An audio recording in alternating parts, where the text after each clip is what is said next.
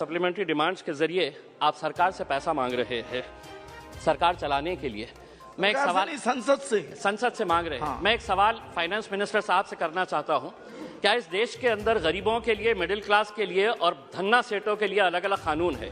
मैं आपको बताना चाहता हूं, अगर इम्तियाज जलील 50 लाख रुपए का अगर लोन लेता है और वो लोन डिफॉल्ट करता है तो बैंकों को ये इख्तियार है कि मेरा नाम, मेरे गारंटर का नाम, मैं जो प्रॉपर्टी मॉर्गेज कर रहा हूं उसका एडवर्टाइजमेंट अखबार के जरिए वो देकर मेरी प्रॉपर्टी सीज करते हैं और मुझे बदनाम करते हैं मैं 50 लाख रुपए का लोन लिया हूं।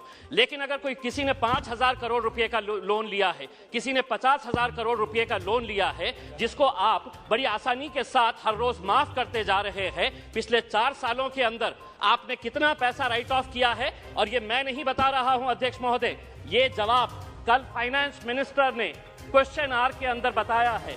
तो सुनिए, उसके अंदर पिछले 4 साल के अंदर कितना पैसा 8,48,186 करोड़ रुपीस का लोन राइट ऑफ किया गया है। और जब हम इनसे पूछ रहे हैं कि किसका पैसा ये आपने राइट ऑफ किए हैं, तो जवाब सुनिएगा अध्यक्ष महोदय, आपको भी हैरानी होगी जो जवाब फाइनेंस मिनिस्टर मैडम ने दिए हैं। उसमें लिखा है, RBI has informed that under the provisions of Section 45E of the Reserve Bank of India Act 1934, RBI is prohibited from disclosing borrower-wise credit information. RBI ये आपको कह रहा है कि हम आपको डिटेल नहीं दे सकते हैं कि कौन बड़े धन्ना सेठों ने पैसा लिया है, ये देश को आप नहीं बताएंगे। आखिर ये पैसा 8,48,186 करोड़ रुपीस आपने राइट ऑफ किए हैं। इसका जवाब आप दीजिएगा कि मेरे लिए कानून अलग कैसा हो सकता है और जिन्होंने धन्ना सेठों ने पैसा लेकर कोई लंदन भाग गया है, कोई सिंगापुर भाग गया है, उनका नाम भी RBI नहीं बताएगी हमारी को। दूसरा ये है कि मैं अभी सुन रहा था जगदम्बिका पाल साहब को। पाल साहब सुनिए, आप किसानों के बारे में कह रहे थे। मैं जिस क्षेत्र से आता हूं, देश का एक छोटा सा एक शहर है, उस क्षेत्र के अंदर, महाराष्ट्र के अंदर मराठवाड़ा एक छोटा सा क्षेत्र है, उस क्षेत्र के अंदर जनवरी से लेके नवंबर 2022 तक महज 11 महीनों के अंदर 940 किसानों ने आत्महत्या की है। मैं देश की बात नहीं कर रहा हूं, मैं सिर्फ मराठवाड़ा एक जो देश का एक छोटा सा हिस्सा है, कहीं ना कहीं आपकी कुछ नीतियां गलत हो रही है अध्यक्ष महोदय, कहीं ना कहीं आपकी नीतियां गलत हो रही है। वरना इन किसानों की मौत को आपने सिर्फ एक आंकड़ा बनाकर रख दिए है। 940 किसान अगर सिर्फ एक क्षेत्र से मर रहे हैं और ये कहते हैं कि नहीं हमने किसानों के लिए इतना किया है, तो क्या वजह है कि आज किसान अपनी जान दे रहा है? आप ये कहते हैं कि प्रधानमंत्री उज्ज्वला गैस स्कीम के अंडर में आपने 10 करोड़ लोगों को दे दिए हैं। आप ये आंकड़ा बताइए, कितने ऐसे गरीब लोग जो पहले हम भी मानते हैं, हम भी खुश हुए थे, हमने भी स्वागत किए थे कि ये लोग जब अलग अलग तरीके से गैस की जगह पहले लकड़ी के ऊपर, कोयले के ऊपर है तो अपना खाना बनाते थे, आपने गैस दिए, लेकिन कितने लोग अब दोबारा रिफिल करने के लिए जाते हैं? क्या ये सच्चाई नहीं है कि पिछले 7 सालों के अंदर, 7 साल पहले गैस के सिलेंडर का रेट 450 रुपये था, आज आपने उसको 1,080 रुपये किए हैं और ये उम्मीद कर रहे हैं कि आप जितना पैसा एडवर्टाइजमेंट के ऊपर लगा रहे हैं कि प्रधानमंत्री उज्ज्वला योजना के ऊपर, वही पैसा अगर आप दे देंगे तो शायद इन गरीबों को फायदा होगा। अनएम्प्लॉयमेंट, आज बेरोजगार, ये आंकड़ा मैं नहीं बता रहा हूं, कोई मनगढ़ंत आंकड़े नहीं बता रहा हूं, centre for monitoring Indian economy, इनके आंकड़े आए हैं। तो सुनिए फाइनेंस मिनिस्टर साहब, अनएम्प्लॉयमेंट रेट इन इंडिया अभी 8% के ऊपर आया है। 3 महीने का सबसे ज्यादा का आंकड़ा जो है वो अभी आया है। अध्यक्ष महोदय, हो सकता है आपके पास भी एक EPS 95 की एक स्कीम है। बुजुर्ग लोग, ऐसे बूढ़े लोग, और मैं फाइनेंस मिनिस्टर साहब को यह बताना चाहता हूं कि इनके पास भी सर 65 लाख ऐसे पेंशनर्स हैं जिनको पेंशन कितनी दी जा रही है? 250 रुपये, 500 रुपये।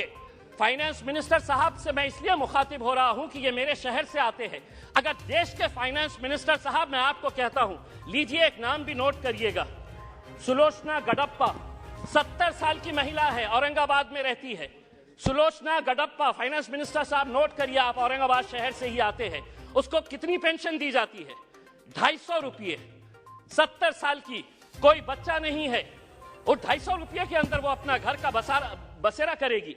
मेरा ये कहना है कि पेंशन स्कीम के अंदर आपके पास कितना पैसा है, वो पैसे से EPS 95 के पिछले कई सालों से, और हर MP को इन लोगों ने खून से अपना लेटर लिखकर आपको निवेदन दिया है कि हमारे लिए कुछ तो भी करिएगा करके, आपके पास भी दिए हैं, आपकी भी फोटो छपी थी उसमें। दूसरा ये है कि आप EMI के रेट तो बढ़ा रहे हैं, होम लोन का रेट बढ़ गया, व्हीकल लोन का रेट बढ़ गया, आप FD का रेट क्यों नहीं बढ़ा रहे हैं? क्या वजह है कि आप ये रेट्स के अंदर तो बड़ी आसानी के साथ फैसला ले लेते हैं, लेकिन FD का रेट जब बढ़ाने की बात आती है तो आप इसके अंदर कोई फैसला नहीं लेते हैं। आप एजुकेशन के लिए पैसा मांग रहे हैं। मैं ये कहना चाहता हूं अध्यक्ष महोदय, अगर स्कूल में टीचर नहीं, कॉलेज में लेक्चरर नहीं, और अगर अस्पताल के अंदर डॉक्टर नहीं, तो वो इमारतें किसी काम की नहीं है। अगर वहां पर अगर आपके पास फैकल्टीज नहीं है, और ये भी मैं मनगढ़ंत नहीं बता रहा हूं, आप ही ने जवाब दिया है, सरकार ने लिखित में जवाब दिया है, यूनिवर्सिटीज के अंदर, सेंट्रल यूनिवर्सिटीज के अंदर प्रोफेसर्स कितनी, अध्यक्ष महोदय, प्रोफेसर्स की कितनी वैकेंसी है? 6180 प्रोफेसर्स की वैकेंसीज है।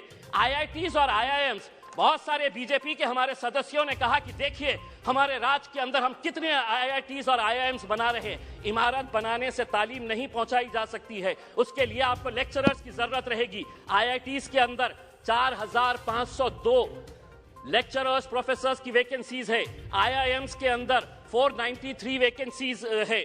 दूसरा ये है एक बहुत अहम सवाल, 2015 के अंदर आपने प्रधानमंत्री आवास योजना शुरू की, हमने स्वागत किया, पूरे देश ने स्वागत किया कि हर बेघर को घर मिलने वाला है। और प्रधानमंत्री साहब का एक भाषण भी है जिसमें उन्होंने खुद ने कहा है, YouTube के ऊपर आप भी देख सकते हैं, कि 2022 तक हम हर बेघर को घर देंगे। फाइनेंस मिनिस्टर साहब औरंगाबाद से है, 50,000 लोगों ने अप्लाई किया है पिछले 6 साल से।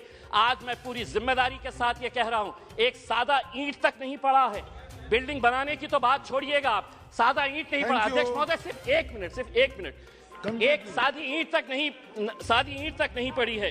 दूसरा ये है अध्यक्ष महोदय, जाते जाते इस मुल्क को, हमने कल के दिन फाइनेंस मिनिस्टर मैडम कह रहे थे कि फास्टेस्ट ग्रोइंग इकोनॉमी है। हम आपसे ये पूछना चाहते हैं, अगर आप एक इतने बड़े माइनॉरिटी के तबके को अगर आप पीछे रखेंगे और आप ये उम्मीद करेंगे कि देश चलेगा आगे, हम क्या कहना चाह रहे हैं? आप हमारी प्री मैट्रिक स्कॉलरशिप बंद कर दे रहे हैं, आप हमारी मौलाना आजाद रिसर्च फेलोशिप आप बंद कर दे रहे हैं। आप ये सोच रहे हैं कि अगर माइनॉरिटीज को हम पीछे रखेंगे तो देश आगे बढ़ेगा। देश को हम भी आगे बढ़ाना चाहते हैं। हम चाहते हैं कि आप सभी का साथ और सभी के विकास के बारे में